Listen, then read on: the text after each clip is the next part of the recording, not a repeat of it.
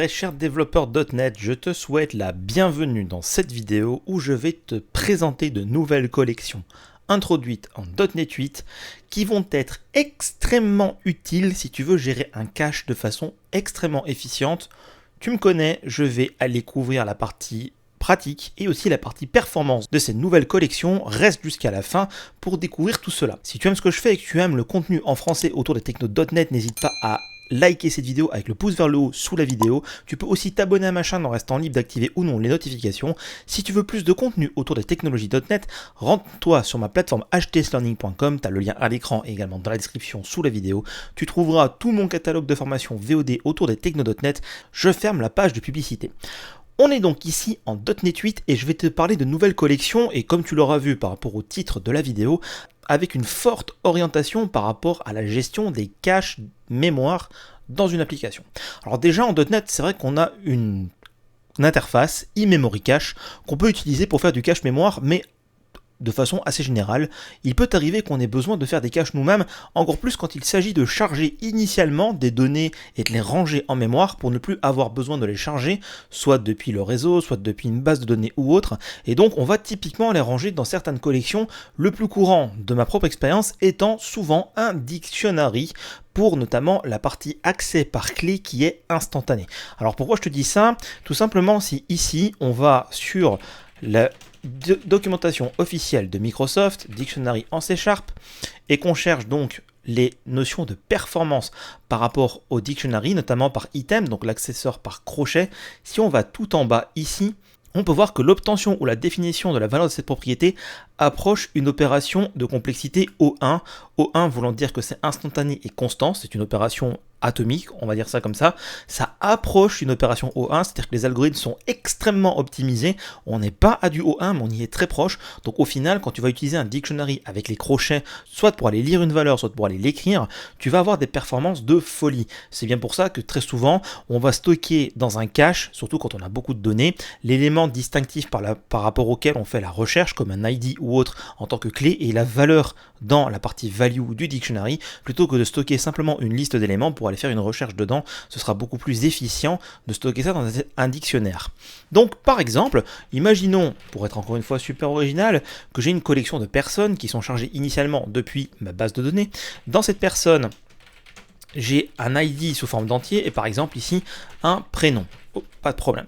Donc si je devais faire un cache de ces personnes-là dans mon application, je pourrais très bien dire, ok, j'ai un dictionary de int person, cache, et donc dans ce dictionary de int person, je vais aller stocker des valeurs. Mais quel est le problème par rapport à la classe dictionary? Je mets bien entendu à part les problématiques d'accès concurrent, on peut les régler de multiples façons, dont par exemple encadrer d'un lock la protection de l'initialisation du dictionnaire. D'ailleurs, au sujet des accès concurrents et des locks, n'hésite pas à aller voir ma dernière vidéo privée sur le sujet. Si la performance des accès concurrents avec lock ou les sémaphores t'intéresse, je vais dans le détail pour t'expliquer quelles sont les différences de performance entre ces deux approches. Je ferme la parenthèse. La problématique qu'on a majoritairement avec ce dictionnaire classique, j'ai envie de dire, c'est qu'il expose autant des méthodes de lecture que d'écriture. Je pourrais par exemple avoir ici une personne en faisant un cache de 0 comme ceci, tout comme je pourrais avoir cache de 0 est égal à une nouvelle personne et définir d'autres valeurs. En fait, c'est un peu problématique, notamment pour les caches qui sont censés être chargés au démarrage de ton application ou à un moment T, si tu fais du lazy, de ton application, et ne devraient pas théoriquement être réécrits, au pire éventuellement être remis à jour, mais dans ce cas-là il faut prévoir une autre procédure de mise à jour, mais idéalement, si tu te dis ok, je vais descendre des informations qui ne changent pas pendant toute la durée de vie de mon application dans un dictionnaire, tu as envie qu'on n'ait pas la possibilité d'aller écrire dans ce dictionnaire. Alors, quelles sont les alternatives avant .NET 8? Une alternative qui était assez courante, c'était d'utiliser ce qu'on appelle le Immutable Dictionary. Alors certains vont me répondre, oui, mais il y avait aussi le Read-Only Dictionary. Effectivement, on avait une classe qui s'appelle Read-Only Dictionary comme ceci, int person, qui pouvait être un nouveau read-only dictionary basé sur un dictionnaire, mais comme on peut le voir, c'est un wrapper. Donc ça veut dire tout simplement que toutes les modifications dans le dictionnaire de base qui est enveloppé dans le read-only dictionary vont être répercutées sur le read-only dictionary. Donc si tu fais de façon intelligente l'exposition du read-only dictionary, tu peux éventuellement t'en sortir pour n'y pas qu'il y ait de modifications, parce qu'à partir de là, Ici, si je prends par exemple, alors c'est vrai que je ne l'ai pas mis de nom de variable, si je mets R au cache, je peux aller faire la lecture, mais l'écriture ne marchera pas. Comme tu le vois, j'ai ici une erreur, il est en lecture seule, donc je peux uniquement faire var p est égal à R au cache de 0. La lecture fonctionne, l'écriture ne fonctionne pas. Et c'est typiquement ce qu'on recherche. Donc le read-only dictionary était une alternative où est-ce que tu wrappais un dictionnaire initial dans cette collection, c'était juste un wrapper en lecture seule autour du dictionary, mais si tu allais modifier le dictionnaire de base, le read-only dictionary était aussi impacté. Alors on avait une autre solution, c'était l'immutable dictionary. Donc ici je peux faire un immutable dictionary de int person, et cette fois-ci je vais faire en fait une copie de mon dictionnaire vers un immutable dictionary. Donc on aura ici immutable cache. Ça se fait assez simplement, on fait juste cache.toImmutable dictionary. Alors il y a une petite spécificité sur le immutable dictionary. En fait, l'instance en tant que telle est immuable. Elle ne peut donc pas être modifiée. Mais ça n'empêche pas que immutable dictionary expose des méthodes d'écriture. Tu le vois, j'ai un point clear, j'ai un point add, et ainsi de suite. La différence, c'est qu'elles ne vont pas, ces méthodes-là, aller modifier l'instance initiale, mais elles vont créer une nouvelle instance. Tu le vois ici à l'écran, le add va renvoyer un nouveau immutable dictionary. Ce qui veut dire que ça va tout simplement copier tous les éléments qu'on avait dans le précédent, sauf dans le cas d'un point clear bien entendu, mais sinon ça copie tous les éléments et ça ajoute en plus ton nouvel élément dans cette nouvelle collection, et donc tu récupères une nouvelle valeur. Mais néanmoins, c'est pas optimal parce que ça peut créer de la confusion. Pourquoi est-ce que sur mon cache, j'ai des méthodes add et clear, alors qu'au final, ça devrait être juste de la lecture. Et c'est là que .NET 8 entre en action et qu'on va découvrir une nouvelle classe qui a été introduite en .NET 8, c'est le Frozen Dictionary, donc dictionnaire gelé, ça veut dire qu'il ne peut plus être modifié. Et donc ici, je vais avoir un Frozen Cache est égal à cache.toFrozenDictionary. Alors, tu vois à l'écran que tu as plusieurs possibilités pour un seul dictionnaire de cache qui aurait été initialisé, de l'exposer de façon immuable, si je puis dire, sans qu'on puisse aller réécrire l'instance originale. Il y a uniquement le Immutable Dictionary qui va permettre d'aller faire des écritures, mais qui va te renvoyer une nouvelle instance. Du coup, entre Read-Only Dictionary, Immutable Dictionary et Frozen Dictionary, lequel dois-je choisir pour mon cache? Eh bien en fait, c'est assez simple, ce que tu vas vouloir, c'est que ton cache soit le plus performant possible. Je pense que tu seras d'accord avec moi. Et justement, les classes Frozen Dictionary et Frozen Set, qui est l'équivalent de la liste introduite en .NET 8, ont cette spécificité d'avoir été totalement pensés pour une lecture optimale. Ils sont coûteux à la création, mais ils sont extrêmement rapides à la lecture. Et pour te prouver ça, ce qu'on va faire, c'est qu'on fait un petit benchmark, je le prépare rapidement hors écran, je le copie-colle, après on l'explore, on le fait tourner et on observe les résultats ensemble.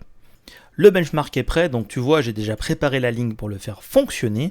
Maintenant, quel est-il? J'ai donc ici 4 membres privés de mon benchmark, le dictionnaire de base, un read-only dictionary qui va wrapper ce dictionnaire de base, un immutable dictionary qui est une copie de ce dictionnaire de base, et un frozen dictionary qui est une copie de ce dictionnaire de base. Il est important que tu retiennes que, contrairement à read-only dictionary, immutable et frozen sont des copies du dictionnaire de base, ce qui d'ailleurs en fait des éléments plus coûteux à l'instanciation.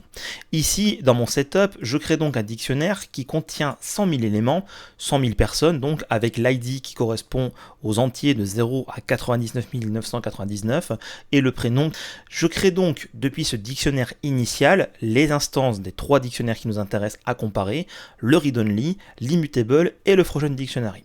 Pour qu'on puisse comparer tout ce qui est comparable, je vais faire un benchmark sur les 3 dictionnaires qui sont en lecture seule, si je puis dire, delta ce qu'on a dit sur l'immutable, où est-ce qu'on va comparer le coût d'instanciation de ces 3 dictionnaires avec juste le toImmutable, toFrozen et le constructeur de read-only. Ensuite, on va aller faire une lecture avec les méthodes containSkey, parce qu'en effet, vu que l'écriture n'a pas lieu d'être mesurée parce que tous ne le permet pas, on va juste aller vérifier le containSkey sur les 4 dictionnaires différents, y compris le dictionary de base normal qui était celui à la base qu'on utilise assez souvent dans notre code C#, et on va faire pareil, une lecture avec les crochets pour accéder à un élément en particulier, à chaque fois sur les 4 dictionnaires qui sont différents. Maintenant, la seule chose qui nous reste à faire, ça va être de faire tourner tous ces benchmarks, ça va être un petit peu long. Pour toi, c'est l'affaire de quelques secondes. Pour moi, c'est plutôt l'affaire de quelques minutes. On se retrouve quand on a les résultats et on en discute. Alors, on a les résultats qui sont là, et ça va être assez intéressant de les analyser ensemble. En fait, on va déjà commencer par la partie constructeur, donc ces trois lignes-là. C'est assez intéressant que tu remarqueras que le Read-Only Dictionary est instantané à construire. C'est ce que je te disais, c'est juste un wrapper. Il va juste avoir une référence vers le dictionnaire de base. Et donc, tous les modifs dans ton dictionnaire de base vont se retrouver dans le Read-Only Dictionary qui n'a pas d'identité au sens propre. Il n'y a pas de copie, pas de duplication. Là où, juste en dessous pour Immutable ou voire même Frozen, tu vois bien que les temps d'instanciation sont énormissimes du simple fait qu'il y a de copie, on va dire duplication des éléments depuis le dictionnaire original vers ces deux instances qui sont censées être immuables. D'ailleurs, tu peux le voir également, l'allocation d'un Read-Only Dictionary est totalement transparent sur la mémoire, là où Immutable et Frozen prennent quand même pas mal de place du fait de la duplication et de l'instanciation de leur propre type. Là où c'est intéressant maintenant, ça va être sur la lecture, donc ces quatre lignes-là. On est d'accord que les trois types immuables qu'on a créés sont censés être en lecture seule, c'est justement tout l'intérêt par rapport à un dictionnaire normal. Donc au final, on va comparer les performances par rapport à un dictionnaire normal. On peut remarquer qu'un dictionnaire normal prend, dans le cas présent, 1,5 nanosecondes. Là où le Read-Only Dictionary, lui, va prendre 2,5 nanosecondes, ce qui est en soi assez surprenant, vu que c'est censé être simplement un proxy vers le dictionnaire sous-jacent. Je veux bien qu'il y ait un peu de temps pour sauter d'instruction du Read-Only vers le dictionnaire normal, mais quand même, de là rajouter un peu de temps au point d'avoir 1 nanoseconde, même si je reconnais une nanoseconde, c'est ridicule, c'est quand même dommage. L'Immutable Dictionary, lui, ne performe pas bien, il est 14 fois plus lent que le dictionnaire normal. Mais ce qui est complètement fou, c'est la façon dont le Frozen Dictionary a été codé. Tu peux voir que l'accès à un content key dans le Frozen Dictionary est plus rapide que dans un dictionnaire normal. Et ça s'explique facilement, c'est que quand tu vas instancier le Frozen Dictionary, donc le coût de l'instanciation vient entre autres de là, la séparation dans les buckets, donc dans les petites parties internes de son algorithme, va être faite de la façon la plus optimale possible pour que toutes les lectures puissent être encore plus rapides que le dictionnaire normal qui lui fait une séparation assez optimale mais doit prévoir le cas où on va rajouter de nouveaux éléments. Le Frozen Dictionary sait pertinemment que le nombre d'éléments qu'on lui demande est un nombre d'éléments fini et fixe et donc va pouvoir totalement optimiser sa lecture par rapport à ça, et ça se voit également ici quand on fait la récupération d'un élément, on est encore avec le Frozen Dictionary plus rapide que le dictionnaire. On a toujours une nanoseconde de plus quand on veut y aller avec le read-only plutôt que le dictionnaire alors qu'il devrait être juste un proxy, et l'Immutable Dictionary est de nouveau le plus lent de tous. Néanmoins, si toutes ces collections existent, c'est qu'elles ont toutes un avantage à être utilisées, et comme tu peux le voir dans ce tableau, il n'y a pas vraiment de solution universelle. Par contre, je te suggérerais fortement de changer tous les caches de ton application où tu es certain que le cache ne va pas être modifié après son instantiation originale par des Frozen Dictionary, parce que oui, même si effectivement l'initialisation d'un Frozen Dictionary est plus coûteuse, c'est le plus performant de tous pour faire de la recherche et donc le plus approprié pour un cache, même plus performant qu'un dictionnaire de base. Ça peut paraître paradoxal, mais comme on l'a expliqué juste avant, c'est pensé pour être le plus rapide. Inversement, si tu as juste besoin d'exposer un wrapper autour de ton dictionnaire de base et que tu n'as pas envie de saccager la mémoire de ton application parce que tu tournes sur une application où la mémoire est réduite et tu veux quand même éviter qu'on aille faire des écritures malencontreuses sur le dictionary, peut-être que le Read-Only Dictionary est le plus approprié pour toi parce que la performance de lecture du Read-Only Dictionary est légèrement dégradée par rapport à un dictionnaire normal et beaucoup plus dégradé par rapport à Frozen aussi, mais en tout cas, l'empreinte mémoire, elle, est ridicule par rapport aux autres. Et inversement, si tu veux permettre qu'on puisse créer de nouvelles instances de ton cache avec de nouvelles valeurs, parce que ton cache doit évoluer dans le temps, dans ce cas-là, peut-être que l'Immutable Dictionary sera la meilleure solution pour permettre cette évolution au fil du temps, mais comme tu le vois, c'est de 1 le plus coûteux à l'instanciation et de 2 le plus coûteux à la lecture par rapport à tous les autres. En bref, pour moi, c'est rarement le meilleur choix, l'Immutable Dictionary, mais il faut savoir qu'il a quand même sa place dans l'écosystème .NET, donc tu connais maintenant ses forces et ses faiblesses, à toi de faire le choix en conséquence par rapport aux besoins de ton application. J'espère que cette vidéo t'a plu, si c'est le cas, n'hésite pas encore une fois à mettre ton pouce vers le haut sous la vidéo, n'hésite pas non plus à t'abonner à ma chaîne, avec ou sans les notifs, c'est égal. Si tu veux plus de contenu autour des techno.net, rends-toi sur ma plateforme htslearning.com. D'ici là, je te dis à bientôt pour une prochaine vidéo autour des techno.net.